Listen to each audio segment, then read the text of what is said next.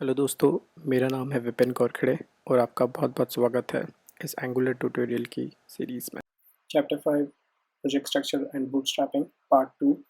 इस वीडियो में हम देखेंगे एंगुलर के बूटस्ट्रैप प्रोसेस क्या है और किस तरीके से काम करती है।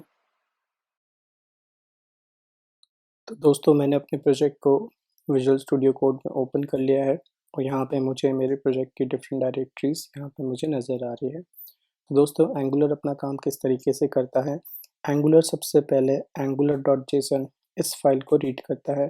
इस फाइल में उसे जो इम्पोर्टेंट इंफॉर्मेशन चाहिए वो इस मेन की चाहिए। लाइन नंबर 18 पे जो मेन है, एंगुलर को यहाँ से पता चलता है कि उसका एंट्री पॉइंट कहाँ है, उसका रेफरेंस कहाँ है। तो यहाँ पे मेन का जो रेफरेंस है वो है src/main.ts, यानी कि इसे src फोल्डर के अंदर main.ts नाम की एक फ़ाइल मिलेगी, वहाँ पे जाना है। तो हम चलते हैं src के अंदर main.ts। दोस्तों, ये रही वो फ़ाइल। तो main.ts ये फ़ाइल है, ये आपके एप्लीकेशन का एंट्री पॉइंट कहलाता है। इस फाइल से हमें क्या इन्फॉर्मेशन मिलती है दोस्तों, ये फाइल जो है एक्चुअली आपकी एप्लीकेशन को ब्राउज़र एनवायरनमेंट प्रोवाइड करता है और ये browser environment platform browser dynamic के कारण प्रोवाइड कर सकता है। दोस्तों, ये प्लेटफॉर्म ब्राउज़र डायनामिक एक पर्टिकुलर फंक्शन को कॉल करता है जिसका नाम है बूटस्ट्रैप मॉड्यूल। ये लाइन नंबर 18 पे आपको लाइन नंबर 11 पे आपको मिलेगा। अब इसके अंदर एक आर्गुमेंट पास हुआ है ऐप मॉड्यूल, यानी कि main.ts आपके प्लेटफॉर्म ब्राउज़र डायनामिक की मदद से ये बता रहा होता है कि मॉड्यूल जो है उसका जो बूटस्ट्रैप मॉड्यूल है, मतलब सबसे पहला मॉड्यूल जो लोड किया जाए वो ऐप मॉड्यूल को लोड किया जाए। तो यहाँ पे दोस्तों इसके बाद ऐप मॉड्यूल को लोड किया जाता है। तो ऐप मॉड्यूल हमें कहाँ मिलता है? ऐप मॉड्यूल हमें ऐप फोल्डर के अंदर app module dot T S नाम की जो फाइल है उसमें मिलेगा। तो ये दोस्तों उसमें चलते हैं। तो यहाँ पे हमें ये दिख रहा है ऐप मॉड्यूल। बेसिकली ये एक क्लास है। इस क्लास के साथ काफ़ी सारी मेटा डेटा इन्फॉर्मेशन यहाँ पे अवेलेबल है, जो कि ng मॉड्यूल। दोस्तों, ये एक डेकोरेटर है @ng मॉड्यूल। इस डेकोरेटर की मदद से ऐप मॉड्यूल को काफ़ी सारी इन्फॉर्मेशन प्रोवाइड होती है।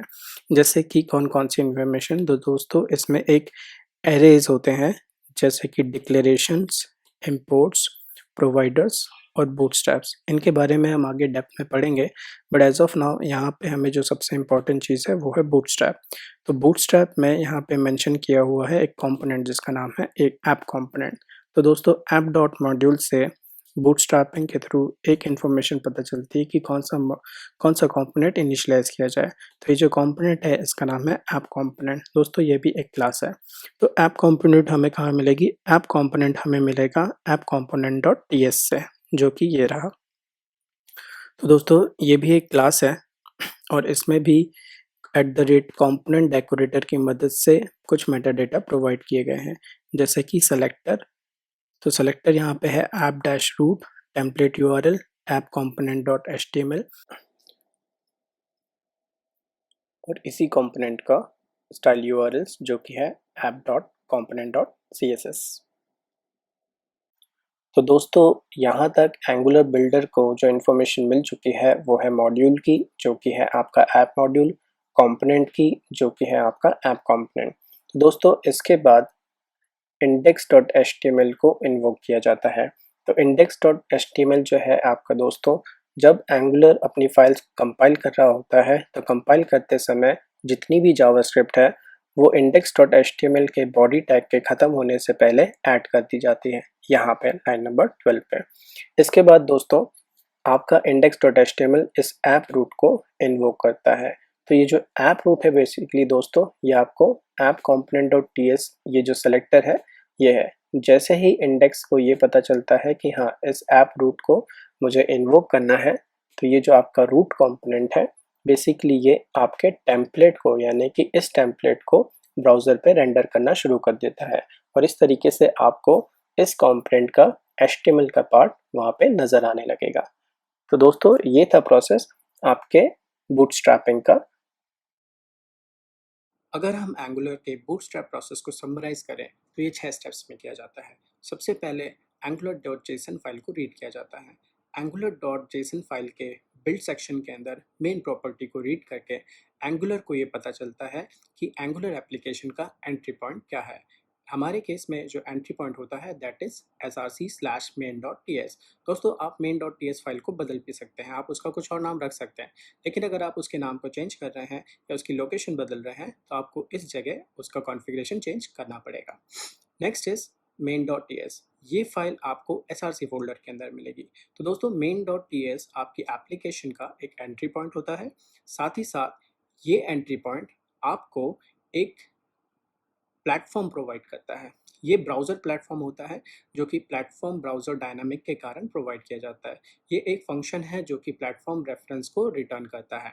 ये फंक्शन एक और फंक्शन बूटस्ट्रैप मॉड्यूल को कॉल करता है और बूटस्ट्रैप मॉड्यूल जो है उसके अंदर आपको दिखेगा एक आर्गुमेंट जो कि ये बताता है कि कौन सा मॉड्यूल सबसे पहले इनिशियलाइज या बूटस्ट्रैप किया जाए। यहाँ पे जो इन्फॉर्मेशन दी गई है वो दी गई है ऐप मॉड्यूल। इसका मतलब सबसे पहला मॉड्यूल जो बूटस्ट्रैप किया जाएगा वो होगा आपका ऐप मॉड्यूल। अब दोस्तों ऐप मॉड्यूल बेसिकली एक क्लास है जिसमें काफ़ी सारे मेटा डेटा प्रोवाइड किए गए होते हैं। तो ऐप मॉड्यूल कहाँ मिलेगा हमें? ऐप मॉड्यूल हमें मिलेगा src/ऐप फोल्डर के अंदर। इसमें जो मेटा डेटा प्रोवाइड किया गया है वो एक डेकोरेटर की मदद से किया गया है। इस डेकोरेटर का नाम होता है @ng मॉड्यूल। इस ng मॉड्यूल में काफ़ी सारे एरेज प्रोवाइड किए गए हैं। इन एरेज में से जो एरेज हैं वो हैं डिक्लेरेशंस, इंपोर्ट्स, प्रोवाइडर्स और बूटस्ट्रैप। अभी हमारे काम का जो एरे है वो है बूटस्ट्रैप एरे। बूटस्ट्रैप एरे में कौन सा कंपोनेंट सबसे पहले इनिशियलाइज किया जाए या सबसे पहले बूटस्ट्रैप किया जाए उसकी इंफॉर्मेशन दी जाती है, जिसमें हमें दिखता है लिखा हुआ ऐप कंपोनेंट। तो दोस्तों सबसे पहला कंपोनेंट जो बूटस्ट्रैप किया जाएगा वो होगा ऐप कंपोनेंट। ऐप कंपोनेंट भी बेसिकली एक क्लास है। इसके बाद हम देखते हैं ऐप कंपोनेंट कहाँ मिलेगा। ऐप कंपोनेंट हमें मिलेगा src फोल्डर के अंदर। ऐप फोल्डर के अंदर हमें अपना कंपोनेंट फोल्डर भी मिल जाएगा, सॉरी हमें अपना कंपोनेंट भी मिल जाएगा। तो कंपोनेंट जो आपका है ऐप कंपोनेंट, इसमें भी कुछ मेटा डेटा होते हैं। इस मेटा डेटा को प्रोवाइड किया जाता है एक और डेकोरेटर की मदद से जिसका नाम होता है @component। तो @component के अंदर जो मेटा डेटा यहाँ पे हमें प्रोवाइड किया जाता है वो होता है सेलेक्टर, जो कि आपका है इस केस में app-root। इसके बाद आपको एक टेम्पलेट यूआरएल मिलता है। ये आपके टेम्पलेट यानी कि कौन सा HTML कोड उसका एक रेफरेंस लिखा रहता है जो कि है app.component.html। इसके साथ ही साथ यहाँ पे स्टाइल यूआरएल्स मिलती है, यानी कि ये भी एक रेफरेंस के लोग पॉइंट कर रहा होता है जो कि ये बताता है कि इस पर्टिकुलर कंपोनेंट के लिए कौन सी CSS यहाँ पे यूज़ की जाएगी। दोस्तों यहाँ तक एंगुलर को काफ़ी सारी इन्फॉर्मेशन मिल गई है, जैसे कि कौन सा मॉड्यूल सबसे पहले बूटस्ट्रैप किया जाए, कौन सा कंपोनेंट सबसे पहले बूटस्ट्रैप किया जाए। इसके बाद index.html को लोड किया जाता है। तो index.html जब लोड होता है तो एंगुलर का कंपाइलर आपकी जावास्क्रिप्ट कोड को आपके इस index.html के बॉडी टैग के क्लोज होने से पहले ऐड कर देता है। इसके बाद आपका इंडेक्स app-root जो कि एक रूट कंपोनेंट है इसको इन्वोक करता है।